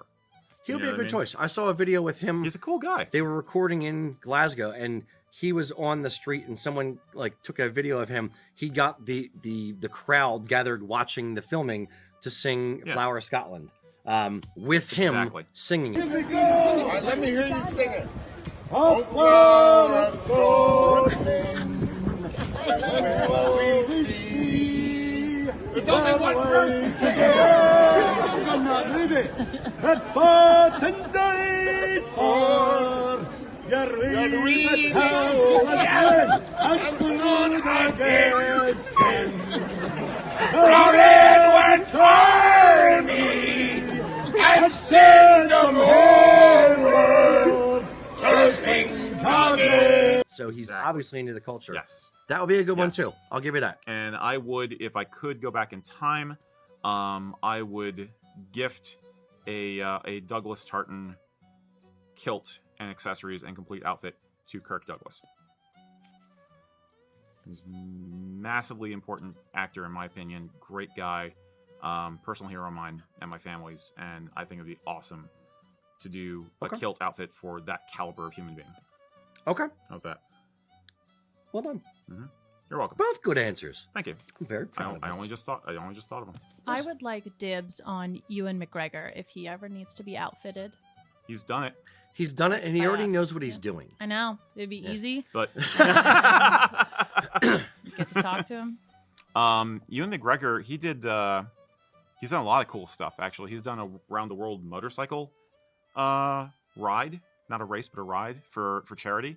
He really does groove on his ancestry. So yeah, that's a good choice. That's a very I good choice. think we may have sold him a kilt belt buckle at some point. but we couldn't prove it. Correct. Yeah. The address was Hollywood, and the name on it was Ewan McGregor. So It could have been some. maybe some other could have been movie. him, could have not. Don't know. Mhm. In my brain, Mhm. it's him. Okay, Adam, do you have anybody you'd want to put any celebrity you'd put a kilt in? Put a kilt on, not in. I would love to feed. Now I just want to feed a kilt to a celebrity, and so with that in mind, I can't think of anyone I'm else. sorry. Derailed your creativity. It's all right. Very good. Next question, Adam. Now I'm thinking of more people. I'm thinking of more people You now. had one. You had two. I You know. only allowed one. I know. Well, you got my gears spinning there. Go ahead, Adam. All right. Stray Cat 1674 asks, "What about having a jacket and vest custom made for kilt wear, but in a modern suit style? Sure. How would that go with kilt?" Sure. It's not hard. It's called the Wallace jacket and vest. Yeah, Yep. that's a trade name or a market a Style name. You can basically take any suit jacket, cut, except for like a double-breasted jacket. That's not going to work. That probably goes without saying. Yeah. Like you're not going to be in what used to be considered an Italian cut suit jacket with the wide, lapels and the crisscross and everything. Double-breasted jacket is not going to work. No, just straight But up. for the most part, a modern regular suiting fabric, Barathea cloth, and a lot of the appointments of a modern jacket will Just work shorter. Yeah, will work okay. Just make it a little shorter. Yep. Do not try to modify an existing jacket because the pockets will screw it up and it'll look ridiculous. Most times. Once in a while I've seen somebody do a conversion that works, but it's very rare. Yeah. You wind up looking like a waiter on a cruise ship. So it's, yeah, but in terms of doing a modern kind of a jacket cut for a kilt wear, yeah, people do it. Yep. Yeah. And if you want one off the peg, so to speak, yeah, check out the Wallace jacket. That is a herringbone, usually comes in a herringbone black cloth. I think it's a 3-button. Barathia. Yeah. 3-button, no epaulets, crail cuff or suit cuff, meaning Yeah. like either 1 button on the backside or 3 buttons, and then just the regular suit flap pockets. 3-button front, and then the lapels are a little bit shorter. They're not as long and sweeping. And on the bottom, instead of having a nice like long arc to the bottom of the jacket, it's more of a quick, just cut down at the bottom. A sharp Sharper, curve as opposed to It's basically the more minimal the appointments, the more minimal the decoration is, the more contemporary it'll look, and the easier it is to have it work with a kilt if you want a contemporary look. Absolutely. Yeah. Mr. Adam. Tim Engel wants to know if there are any good arguments to get his boss to allow him to wear his kilt to the office. To the office. Lots of arguments I think are good. Whether he'll listen to him is another matter. Yeah. Ultimately, it's his place. He has the right to say yes or no. Yeah.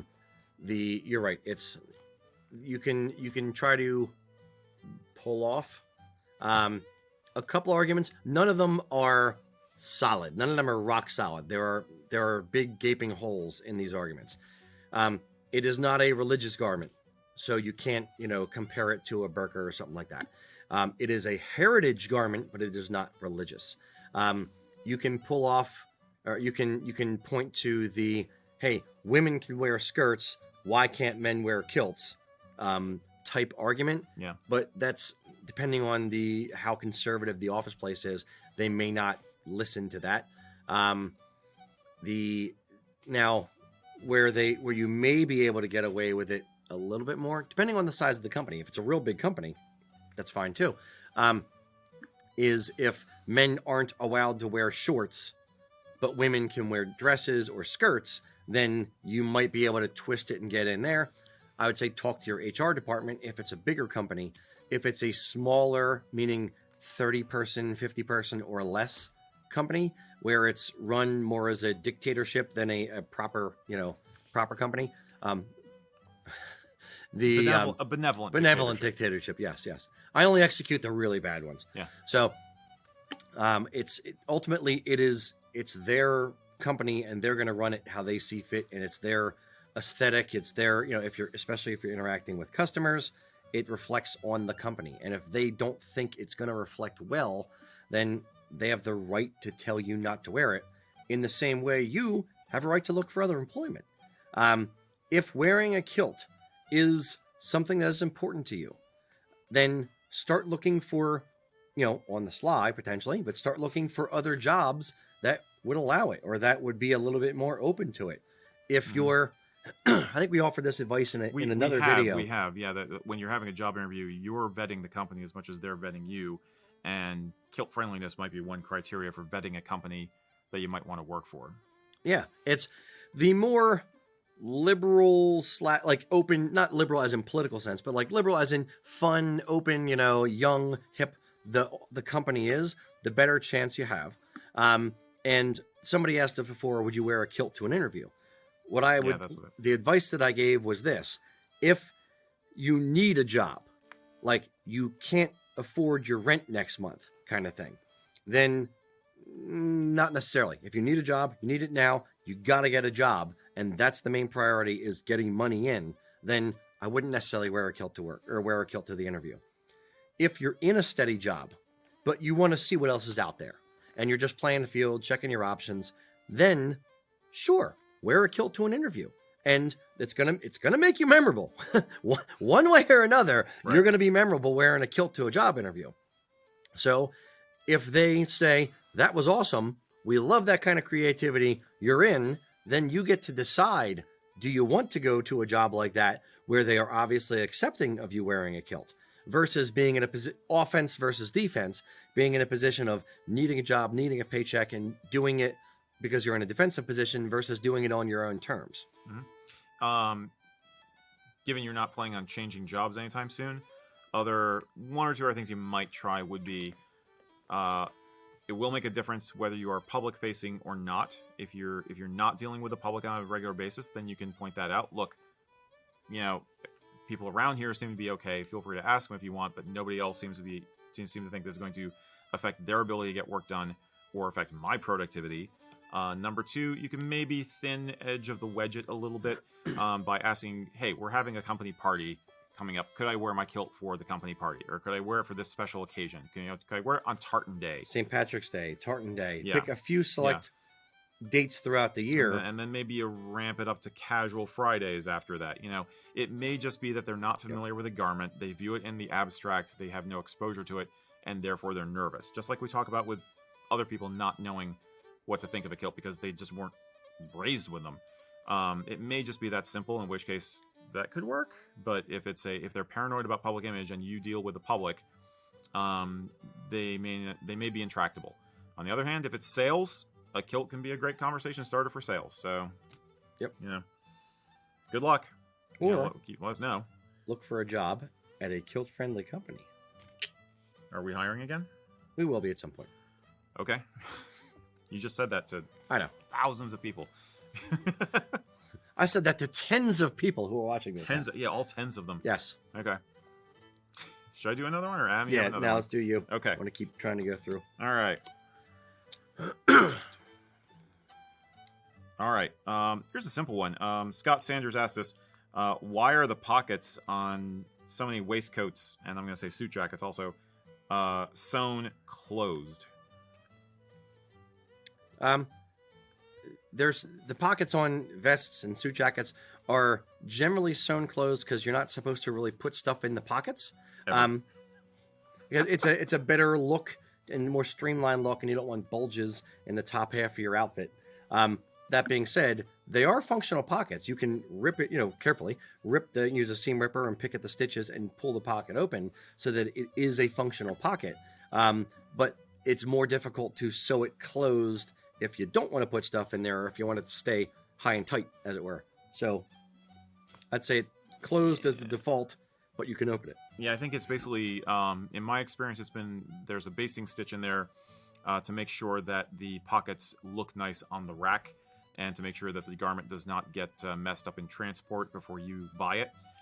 Similar to how sometimes you'll find basting stitches in the pleats of a kilt, which are meant to keep it in place and nice before you take those basting stitches out and put the kilt on for the first time. If you don't plan on using the pockets for anything and you just want the jacket to look very sleek, like you alluded, then you can leave them in. If you plan on actually using the pockets on your jackets and vests, I do, then it's easy enough to take the threads out. They're there as a convenience.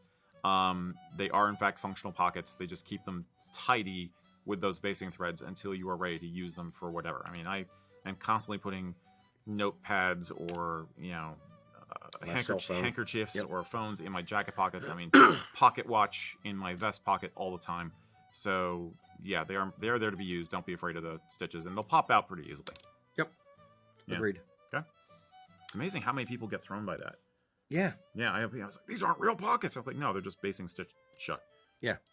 Generally, and when you reach in, if you go on the either extreme end of it, it's sewn across the middle, but you can kind of wiggle your finger in on one end or the other end and feel that it actually does go down, to feel the bottom of the stitches. Mm-hmm. So, yep. Mr. Adam. All right. Chris Heffron says he's a bit of a larger guy. And around the community, he says, I hear a lot of you don't wear the kilt belt when wearing formal. And so he asks, is there a major issue with the belt, or is there an alternative? He likes to use the hangers, sporran hangers. Okay. I think. Okay. So he doesn't want to go without the belt. Okay. Yep. And so he doesn't like the way that he likes the hangers. He doesn't like the way the kilt belt, he says, sits on me. I'm not sure if that's the kilt belt or the sporran. The sporran chain. He may Yeah. mean the sporran chain, yeah. And so he wondered if there are any other options. Sure. I have two options for you. One, traditionally speaking, when you're wearing a vest or when you are wearing a dress sporran, you do not wear a kilt belt. The reason is because if you're wearing a vest, the bottom of the vest covers up 99% of the buckle anyway, so there's no point to wearing a kilt belt, therefore you don't wear it. If you're wearing a dress sporran, the top of the dress sporran, the ball on the top of the dress sporran, sits about an inch below the bottom of the buckle. And when you sit down, it kind of, the dress sporran knocks into the buckle, and you're either going to, you know, break off the ball or scratch the buckle, that kind of thing. So there are reasons, functional reasons why you don't wear a dress sporran with a kilt belt. That being said, if you only wear sporran hangers, and that is your hanger of choice, your way to wear a sporran of choice, then it's not the end of the world. It's not typically done, but you got to do what you got to do if you're a bigger dude. Option B, try this. When you put on a sporran chain, you're wearing your kilt above the widest part of your belly. So if you have a big belly in the front, look for the widest part on your sides where you have the love handles, and wear the kilt just above that and wear it snug. Next, take your sporran chain, wrap it around you, and hook the top of the sporran chain over the top of the buckle, the top of your waist buckle, the top buckle on the sides of your kilt. Hook it over there. That way, instead of the sporran chain kind of tilting down from the center of your back, down to lower in the front, you're actually hooking it above on the sides, making a sharper angle down, and therefore the sporran chain doesn't like underline the belly and dishevel the front of the kilt when you go to stand up. Yeah. It makes it behave more like the hangers do, essentially. So it becomes correct. Belt hanger, as opposed to that triangle going down from the hips. Yeah. Yeah. Instead of, if you think of yourself kind of, you know, as a egg shape or whatever, and slice a diagonal line through the egg, that would be how a sporran chain would normally be. Slice it halfway through and then a steeper angle to the front. That's how the sporran chain over top of the kilt buckles on the side. When I say kilt buckles, I mean the little tiny buckles that are actually sewn to the kilt. Just hook it over top of there and let it come down in the front. Mm-hmm. Yeah. Hope that helps. Yeah. Mr. Adam. So I have an interesting one here. Uh-oh. Let me see here. I've misplaced it on my screen. There we go. Reviewy Mick Review Face. This is the Nice. internet. Well played. He said he's seen vintage kilt pins with horsehair. That's not something I'd heard of, and there evidently are. I think. Okay, go ahead. I have seen some horsehair pins. I thought maybe he was conflating the sporrans with, pins. Horsehair kilt pin. Horsehair kilt pins. There are some horsehair pins I've seen. Yeah. It's like it's almost like the bell on a tassel sort of thing, and then some horsehair. Or it looks like a fly fishing tackle, just a little bit bigger. Okay. Yeah. Okay. Very, very much so. All right. And so he says, I've seen some kilt pins with horsehair, but which way do you wear them? Hair up or hair down? Or are they mislabeled hat pins? Which I am seeing some things that they might be hat pins. That's possible. He says, are they mislabeled hat pins that shouldn't be on a kilt? Harry McHairpin. Now I've seen those as well. People throughout time wearing the kilt, I mean the last like 200 or so years, have worn different types of things for kilt pins, different shapes of things for kilt pins, from oval type badges worn halfway up the kilt to grouse foot to, a sword shape that you typically see today. And everything in between. And there are people that'll wear their Star Trek pin or whatever as their way to nerd out on the front of their kilt. It's a kilt pin. All it is just a little bit of bling for the front of your kilt, period. Or a lot of bling. So it's not wrong. It's not right. It's personal style to a degree. I would say within the bounds of good taste. You don't want something that's, 10 inches tall and 4 inches wide on the front of your kilt, unless it's like ribbons or whatever. Yeah. That's different. Yeah, but you don't want something crazy, obtrusive, distracting on the front of the kilt. You just want a little something, shiny or otherwise, in the lower corner to kind of give it a little bit of interest. Mm-hmm. I would argue for horsehair down. Just intuitively, I feel like that's the way to do it. But yeah, it's pretty freeform. Of all the parts of this that we talk about, kilt pin is really the most freeform thing. Yeah. You can do just about whatever you want. So go for it. If you found one you think looks cool, has that cool retro vibe to it, and you like it, nothing wrong with it. It may, in fact, be a hat pin, but it wouldn't be the first time people reappropriated different things to use as a kilt pin. Yeah. So. And if you find yourself near a creek with a fishing rod. That's your lure. There you go. Indeed. The lore of the kilt pin. Oh, that was actually pretty good. You're welcome. All right, Eric, why don't you do one? Okay.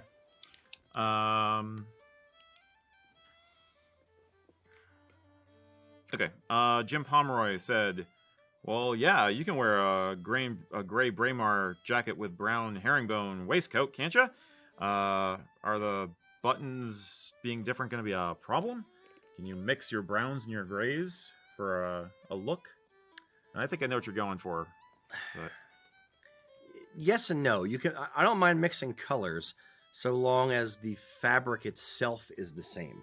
Okay. I don't know if I like mixing the buttons. I would like to see, like, if they're stag buttons on both, so it looks like you did it on purpose. Yeah. Versus just had this thing and throw them together.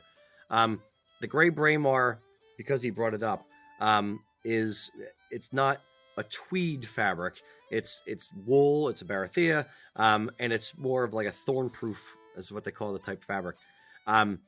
So I wouldn't wear a tweed vest, like a real, like, herringbone, looks tweedy, for lack of a better term, with that one specifically. But if I had a charcoal tweed herringbone jacket and a brown vest, and I was wearing a weathered tartan with browns and grays in it, that might be a cool look. Yeah. But the buttons, to me, should probably be the same. I agree.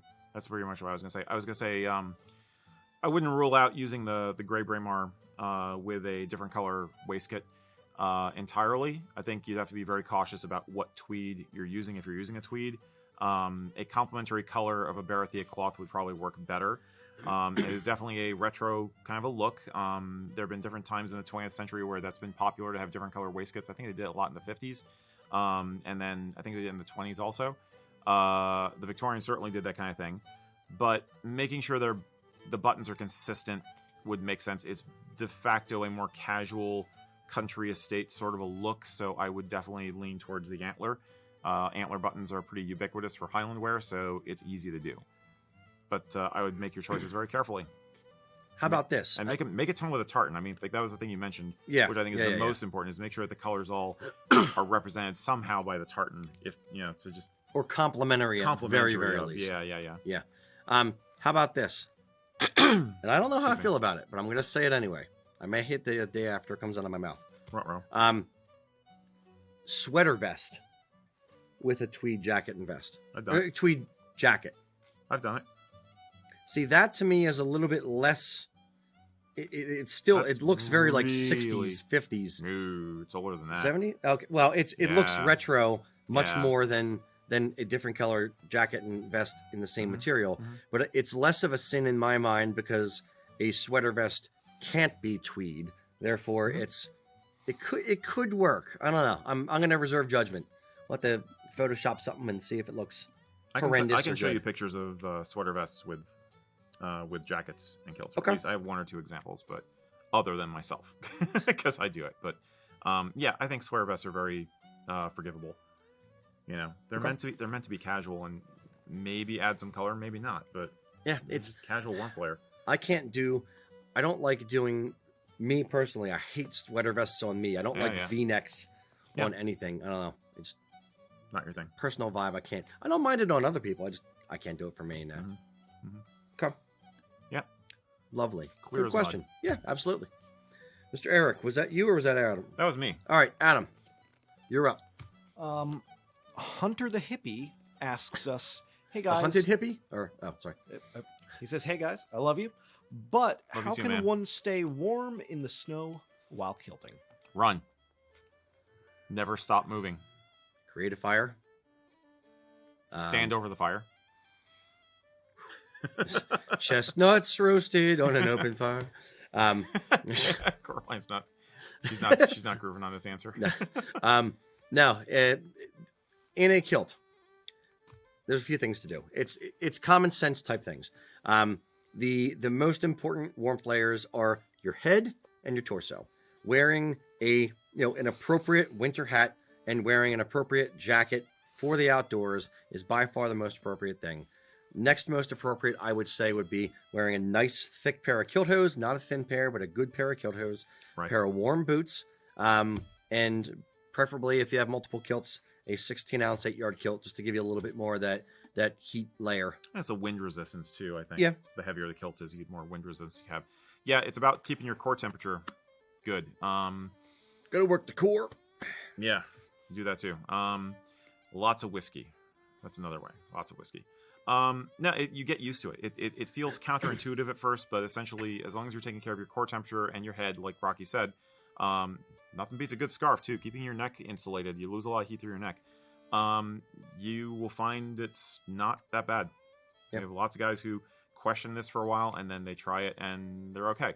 If you decide you're not okay going regimental in the wintertime, then a pair of cut-off long johns or Wear some your bike underwear, shorts will do fine. You know, it's again, there's nothing that says you have to go regimental in a kilt. And if it's 20 degrees below and you want to have a little extra protection, And there's one area you don't want to get frostbite. Wear underwear. Yeah. So, but yeah, think about your core layers, and I will always put a plug in for natural fibers over modern high-tech stuff. Wool is the fabric of our people for a reason. Okay, it will keep you warm even if it gets wet. It's hard wearing. It's fire resistant. It's awesome. So wool sweater layers, wool hat, wool kilt hose, go for it. Right? I feel like the wool lobby has paid us now or something. It brings good things. No, wait, there's the cotton. That's GE. One. Yeah, there's cotton. There's a cotton one too. The The fabric of our lives. Yes. Yeah. What's the wool one?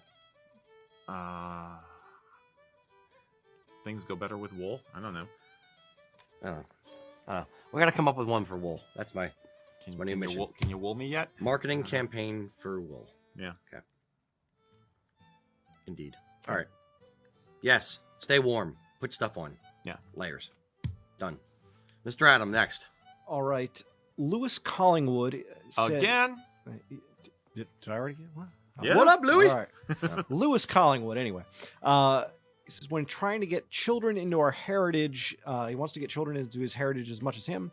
What things can I do to get them interested without pushing them into wearing a kilt? It depends on the age you start them. Yeah. If you start That's what I them, was gonna say. literally, we'll just throw up a picture of it. My son, age 1 day, in a kilt, in the hospital, in a little basket. So cute. If you get them into it that early and they see it as a part of their life and as a part of their family and as just a thing that you do, a way to bond, you go to Celtic festivals, whatever, Yeah. they see it as normal. It's when they see it as something weird and different, or when they realize it's different than what the rest of their friends are doing, that's when you're going to have more problems getting them into it. I kind of fear the day when I go to pick Liam up at school or something and I'm wearing a kilt and he gets made fun of, and seeing how he's going to navigate that. Mm-hmm. But the earlier you can get him into it, the better chance you have of having him kind of latch onto it. If you think about it, like, a lot of the people that like traditional Irish music, what do they say? Like the Dropkick Murphys. Ken Casey would say, I grew up with this music in my house. This is what my parents listened to. This is what they played for us. This is why I know all these songs, is because I grew up on it. This and the Clash and yada, yada, yada. Yeah. So imbuing that, like letting them soak that in from an early age will reap rewards later on in life where they just know it. It's just part of who they are. How do you get them into that in a teenage year is a little bit more... That can be harder. Yeah. Can be harder. But it's, so don't try it when they're 15. Don't come home, hey, everybody, I bought kilts for everybody, you don't, like we say with other contexts, you don't want to just surprise people with this stuff. You don't want to foist it on them all of a sudden. You got to ramp them up for it. But if you have a level of normalcy in your home with it, then it's not going to be that bad. And you may go through peaks and valleys like you do with any child's behavior. I got two. Where basically there are some times when they're really into something and things are okay, and there are other times when they want to rebel and then they're back again. They process things in waves and they process things at different times. So as long as it's fun and positive and not, a punishment, then you'll probably be fine. But you got to take a long view. You may have some times where they just refuse to wear the thing, but you may also find that, or maybe they rebel for a long time, and then they come back, when they're 20-something, and they show up at the front door wearing a kilt, coming home from college, and you're like, whoa, hey. So it's just keep it fun. Keep it positive. The other thing is you can do, take them to Celtic festivals, right. no matter the age. Right. Take them to Celtic festivals where they're going to see other people in a kilt. Even if they don't want to do it, just show them that other people do it. When you are, when they get late teens, especially for a guy, if he, is really into the ladies, shall we say, then if he sees that girls like guys in kilts, that literally could be a trigger. Like I jokingly say, like I started wearing kilts in my early to mid 20s. And if I could have traveled back in time to 18-year-old Rocky and told him, dude, girls love kilts. That's a really easy icebreaker. Wear a kilt. Yeah. It would have made things in some ways harder. In some ways, I would have talked to a lot more people. So there's different angles at it depending on what is important to your child at what point in their life and what they're into. Mm-hmm. I'd say also, where possible, include them in the ownership process and decision making, so they feel like they have some ownership in it. So it doesn't have to be their family tartan for the first kilt they get. Let them pick out the tartan that they like. Mm-hmm. Let them pick out a sporran if you're going to spend money on a sporran for a kid, which you don't always want to do. Let them make a few decisions and feel involved in it. And that will help it stick also. Agreed. Yeah. Good luck. Yeah, have fun with it. Yeah. It'll work out fine. Yeah. You just got to take a long view. Yep.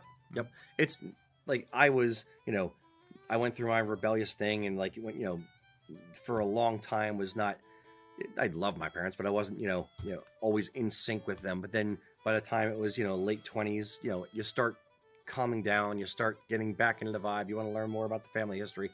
That's kind of when it all kind of hits, is late 20s. At least it did for me. Sometimes. And a lot of people I know. So that's when you come back home again. Mm-hmm. The wayward son. Sometimes it's when you have the kids that you start getting interested in it. That's true too. That's true too. That you get this more sense of your mortality, and you get this more sense of time and heritage and ancestry and all that stuff. And that's when you start thinking about those concepts, and then you get more into it. So, that's true too. Yeah. Very good. Yeah. Mr. Adam. All right. This one's pretty broad, and we haven't touched on it a bit. Your wife's son asks, any comments on utilikilts? My wife's son? It's YouTube. That's his names. name. Yeah, Got it. Your wife's son. Not Liam. Sorry. Well, he's home from school now. I was like, what are you doing on? Got it. What are you doing watching YouTube? You should be doing homework.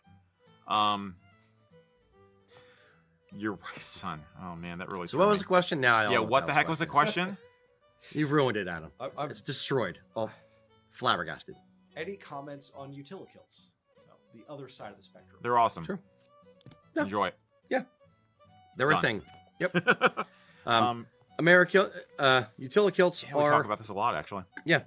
They are an American thing. They are not a Scottish thing. They are not worn in Scotland except by American tourists for the most part. It's something that is an American twist on something from the UK, invented in 1999. There's nothing wrong with them. There's something different. It's a different angle on it. It is not 100% coming at it from the heritage angle. There's a lot of niches and subgenres, subcultures that are into wearing utilikilts. Yeah. But there's nothing wrong with it. Yeah. Utilikilts are, for the kilting world, kind of becoming like a comfortable pair of jeans. It's basically, there's nothing that's very American. There's no real significance attached to it other than it's comfortable and it looks cool. And it's a go-to. So, like, I will use my utilikilts. I own 4. I won't wear them here because I'm trying to represent heritage. But I'll use them for hiking. I'll use them for mowing the lawn. I'll use them for, any rigorous activity outdoors, stuff like that. Anytime I want to have really good cargo pockets. It's that kind of vibe. It's a utilitarian adventure kind of a thing.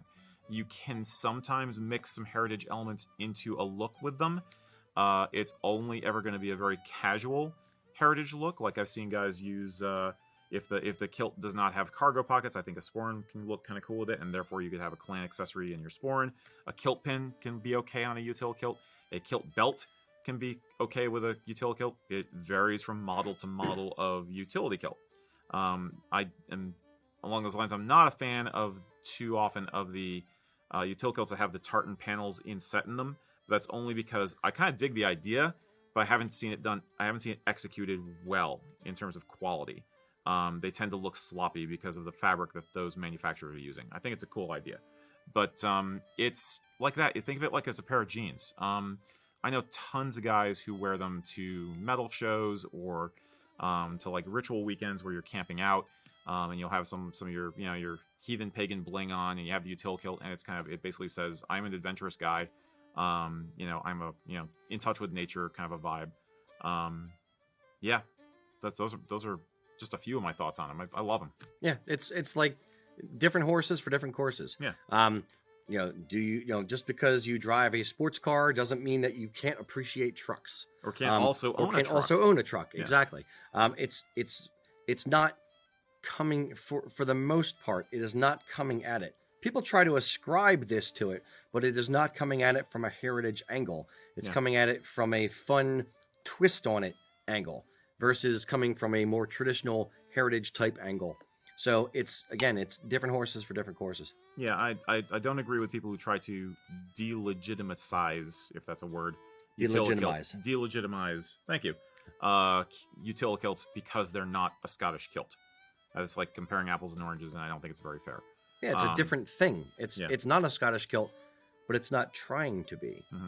Mm-hmm. Just like we're not trying to say, hey, these are, the wool $500 wool kilts are the best thing to change your oil in.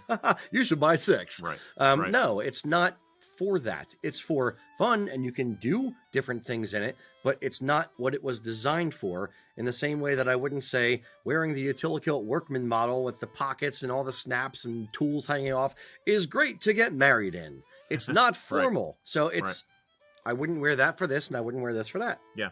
On a more technical level, I would just say if you don't already own one, vet the source you're buying the utilikilt from carefully. There are some pretty crappy knockoffs out there.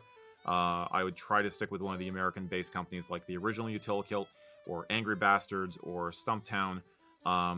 Those guys, they produce a good quality garment, and they're generally, I think all of them are made in America. So I think that's important. There's some that are made in Canada, I believe. But they're not the mass-produced. Yeah, they're custom shoppy factory. Yeah. Yeah. Basically, agreed. There you go. Cheers. Yeah. Mr. Adam. Whoever's mom's, dad's kid guy he is. Exactly. All of the kids and all of the parents. Mm-hmm. Kendall Hill has a question. He says, I wear my kilt jacket and vest and find that even when wearing the kilt at its appropriate height, there's sometimes a gap between the vest and the kilt, and it shows, in his opinion, unflatteringly a band of white. The shirt showing. How do you prevent that? Get a longer vest. Sounds like the vest is too short. And or wear your kilt higher. If you have a long torso, I have that problem. Here's the scenarios. What he's talking about is having the vest is too short. It doesn't come down, doesn't meet the top of the kilt, so he ends up with a white band around his belly. That means one of a few things. 1, the kilt is worn too low. 2, the vest is worn too high, or it's too short for his torso size. So if you're wearing your kilt 2 inches or so above the belly button, which is the proper height for a kilt, and your vest is still not meeting the top of the kilt, then you may need a custom extra long vest, or you may need to cheat it and get your kilt, let's say it's a 24-inch length, you may need to get a 25-inch length with like a 2.5 inch or 3-inch rise, and then it'll keep the kilt up a little bit higher on your body for when you do wear your vest. Yeah, I've had that problem myself. For me, it's usually the front of the vest is okay, but I will get the gaposis thing happening on the sides. It can be a little tricky if you're not a standard, proportioned person. But yeah, it's basically you may want to consider a longer vest. Assess for sure if the kilt is riding where you want it to ride. Double check your measurements, especially if it's an older kilt, perhaps, and your body has changed one way or the other, larger or if or it's smaller. slipping down a little if bit it's slipping throughout down the day. in the course of a day. I will go so far as to say, if you send a photograph or two to sales at USA Kilts, we can, give you a bellwether. Put an eyeball on it. Yeah, we Yep. put an eyeball on it for you. And I'm betting we'll say, yeah, get a longer vest. I will say this as well. If you find that your kilt is actually slipping down a little bit, and that's the problem, and let's say you're wearing it with a Prince Charlie jacket and vest, which is a slightly shorter vest. Yeah. You can wear a pair of suspenders on your kilt and wear it underneath your vest. No one will know the suspenders there if it's underneath your vest, and that will help keep it up a little bit. Yeah, I was thinking of that. I wasn't vocalizing it, but that was another. Yeah, some guys will do that to make sure things are completely locked down for a formal occasion. Like bagpipers will do that kind of thing, where they want to have no slippage whatsoever in the course of a long day. That can be a good hack, shall we say. All right, we'll do two more. One from Adam, one from Erik, and then we're going to do our question of the day. Oh, boy. All right. Scott SYT asks, please discuss the historical use of wearing kilts while hunting in Scotland or England. Is it fact or fiction? Oh, sure. Yeah, they hunted. How do you get your food if you don't hunt? It's this is where you get into whether or not the kilt was a practical garment or an affectation. And at different times in history, it would be 6 one, half a dozen the other, or more of this or less of that, depending on who you're talking to. In other words, if you were born and bred in the Highlands in the age of the Great Kilt, it's what you wore. Just de facto, it's what you had to wear. That was your clothing. Done. If you get into the 19th century, then hunting in kilts became very de rigueur.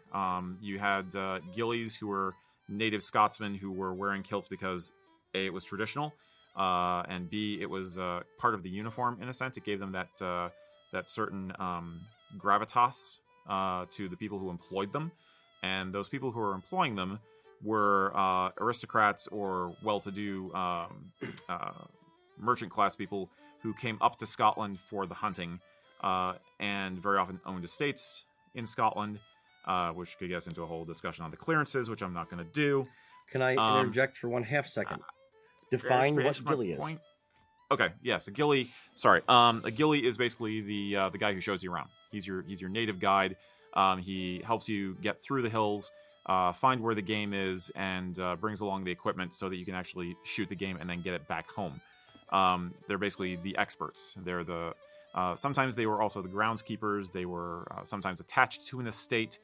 Sometimes they were freelance. They just worked for whoever came up for the season.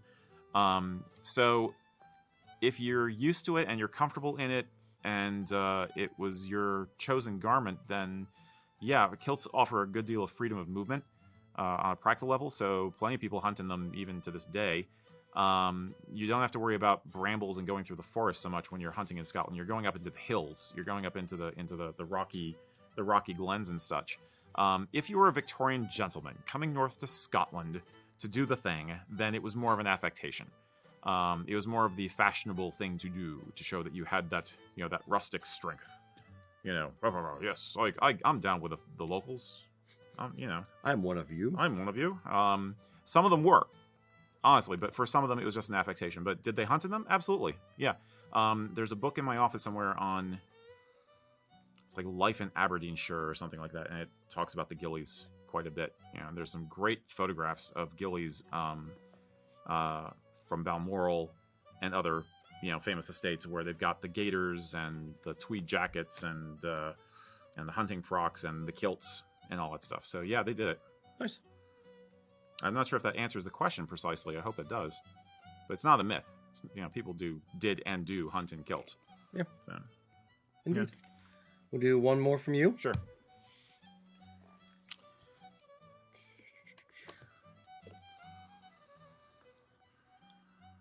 And to those whose questions we did not get to answer, keep in mind, we store them.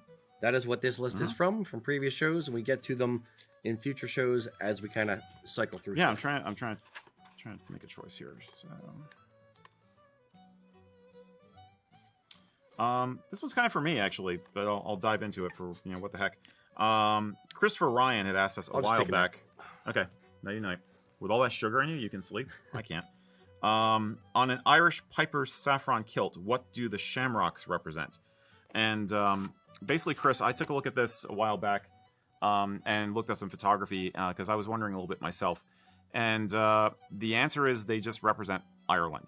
On a bagpiper's uniform, especially the higher ranking the piper is, like if it's a pipe major or a piper who has a specific ranking above just guys in the band, they will have ribbons on the kilt, and I believe they use them as awards now also. Lucas could clarify that. And if it's a Scottish piper, you'll see a row of the ribbons going up the side of the apron. And in Ireland, in the military, they adopted using shamrocks instead as a way to accentuate the fact that this was an Irish uniform. Just like the fact that they wear the brat, they wear the cloak as part of the uniform. And nobody does that in Scotland. It's an Irish thing.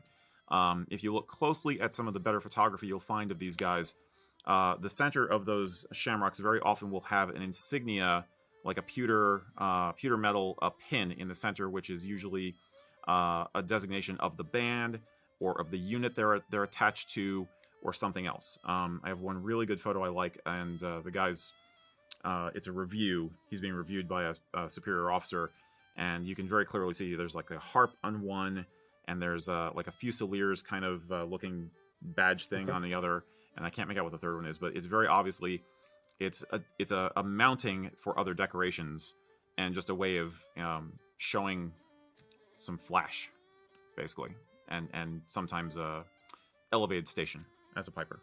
Nice. Yeah, so it's cool. It's really cool. It's a nice accent, nice touch, and a little something extra. But it's not like an ancient tradition or anything like that. It's a military affectation. So very good. All right. New segment. Question of the day. Dun dun dun. Dun dun dun dun. Insert trumpet sound here. Every episode, we're going to try to come up with a question that we want the answer to or we're just curious about. So here's the question of the day today. What is your favorite color palette for kilts? Color palette meaning ancient, modern, weathered, or muted. Tell us in the comments what your favorite color palette is. Am I allowed to answer?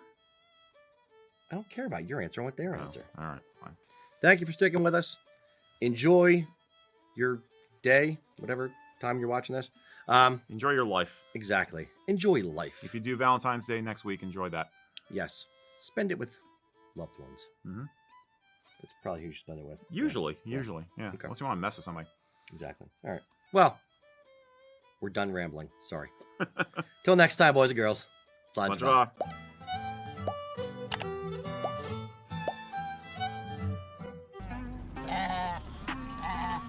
Yo, putting on some wool, putting it on my body, because I'm out in the Highlands, even though it's cold. I'm gonna be a hottie.